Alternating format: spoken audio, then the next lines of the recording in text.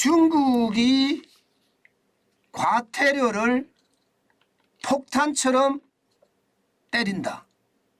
그것도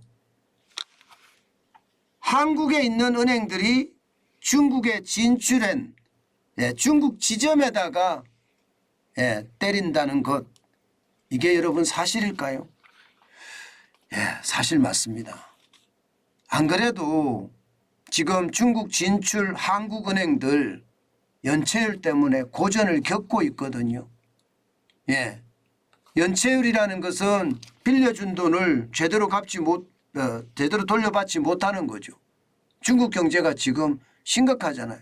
그런 상태에서 중국의 금융당국들, 중앙정부의 금융당국, 지방정부의 금융당국 할 것 없이 지금 한국 은행들 때리기에 나섰다. 뭐 이렇게 표현할 만큼 말입니다. 과태료가 어마어마합니다. 여러분 이거 한번 보세요. 9월에 하나은행이 과태료를 맞은 금액입니다. 금액이 여러분 29억이에요. 29억 1,077만 원입니다. 중국 돈으로는요. 1,576만 5,423위안인데요. 금액 자체가 단일 건으로는요. 최대 규모입니다. 최대 규모. 이 과태료를 어디서 때렸느냐? 중국의 국가외환관리국 광동성 분국에서 때렸습니다. 왜 때렸느냐? 쉽게 말하면 외환관리를 제대로 못했다는 거예요. 이게 외환 지급보증 업무를 지급할 때 조사 책임을 다하지 않았고 자금 출처나 연체 가능성에 대한 감사를 소홀히 했다는 게 이유입니다. 그래도 금액이 너무 크죠. 어마어마하죠. 사실 중국이 말입니다. 외화에 대해서는 극도로 민감한 것은 알고 있습니다. 그렇지만 국가외환관리국에서 직접 나서서 하나은행에 이렇게 큰 과태료 처분을 했다는 것은 결국 말입니다. 외환 취급하지 마라 이런 뜻인가요? 참 심각한 일이라고 이야기합니다. 문제는 이게 처음이 아니에요. 지난해 12월에서도 말입니다. 중국 은행보험관리감독위원회에서 지금 임대차 사업에 대한 대출을 잘못했다고 6억 4,613만 원을 부과한 적이 있습니다. 이미 말입니다. 그러면 하나은행만 이렇게 과태료를 때리느냐? 그것은 아닙니다. 우리은행도 마찬가지입니다. 기업 결산 계좌 이 개설 자료 신고를 미뤘다. 그 이유 때문에 우리 돈으로 하면 3억 6,593만 원의 과태료를 때렸고요. 이게 올 7월이었거든요. 그런데 4월에서 6월에도 똑같이 지금 또 때렸습니다. 4월이나 6월에는 그 금액이 2억 276만 원입니다. 과태료 금액이 세죠. 이것뿐만 아닙니다. 신한은행은요. 지난해 12월에 부적절한 예금 영업 행위를 했다는 이유로 4억 9,655만 원을 때렸습니다. 그러니까 과태료 폭탄이 진짜 장난 아니죠. 과태료 폭탄이. 이렇게 과태료 폭탄을 때리니까 지금 중국에 진출한 한국 기업, 한국 은행들은요. 굉장히 긴장하고 있습니다. 이거 자칫 잘못하면 중국에서 경영 자체가 힘들어지는 것은 아닐까. 그 정도까지 우려를 하고 있는 상황입니다. 문제는 중국에 노출된 자금이 굉장히 많습니다. 여러분 이거 한번 보세요.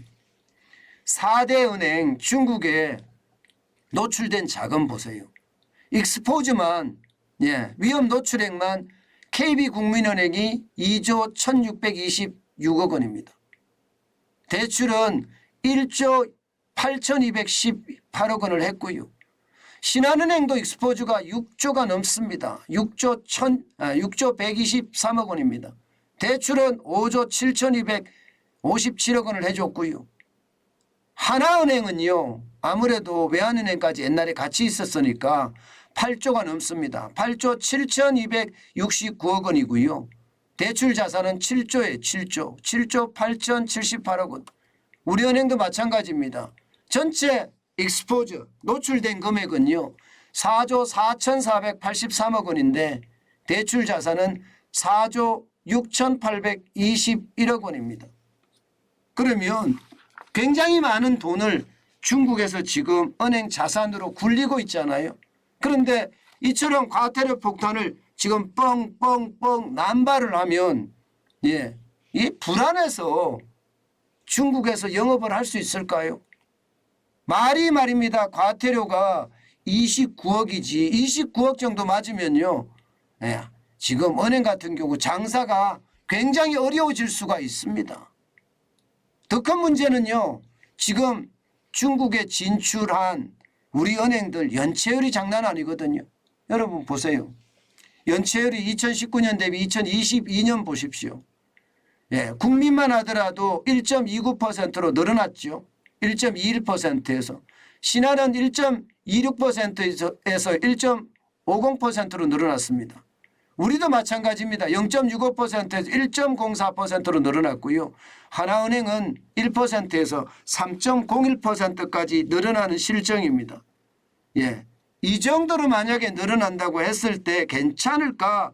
이런 얘기 진짜 많이 하거든요. 실제로 말입니다. 중국에 가서 뿌린 돈이 전체로 따지면 이원 노출액 총액이 21조 3,501억 원인데 그중에 말입니다. 연체 금액이 점점 커지고 있습니다. 하나은행만 봤을 때 1,851억 원이거든요. 하나은행만 봤을 때. 그러면 4개 은행을 다 합치면 적어도 말입니다. 적어도 한 3천억에서 4천억 원 넘지 않겠느냐 이런 예상을 하고 있거든요. 자, 이렇게 되면 여러분 중국 내 한국 기업들 계속해서 영업을 할 수 있을까요? 물론 제가 이게 뭐 무리하게 이야기한다, 과하게 이야기한다 이렇게 이야기할 수는 있지만요. 이게 작은 구멍이 저수지 뚝을 무너뜨린다고 했습니다. 중국의 금융당국이 우리 은행에 대해서 과태료를 중구난방으로 남발을 하고요. 여기에다가 연체율까지 깊어지면 중국 내에 우리 은행들의 설 자리가 과연 있을까? 저는 그런 생각해 보는 겁니다. 그만큼 말입니다. 그만큼 중국 내에서 사업하기가 이제는 굉장히 어려워졌다. 이런 얘기가 되는 거예요. 그러니까 중국에서 사업하는 사람들이 미국과 중국의 어떤 충돌이나 갈등 때문에 나오는 사람들도 있지만 실제 중국 내에서 이제는요. 영업하기가 굉장히 힘들어서 빠져나오는 그런 사람들도 있다. 저는 그런 생각을 해봅니다. 결국 말입니다. 지금은 아닐지 모르지만 지금처럼 중국이 차별 대우를 하면요. 결국 말입니다. 국내 은행들 하나씩 둘씩 철수하지 않을까 저는 우려됩니다. 이 철수란 말이 제가 망한다는 이야기거든요. 중국 내에서 그 은행이 말입니다. 그래서 저는 분명히 지금처럼 가면 중국 철수도 할 수밖에 없는 것 아닐까. 저는 그런 생각 솔직히 많이 해봅니다.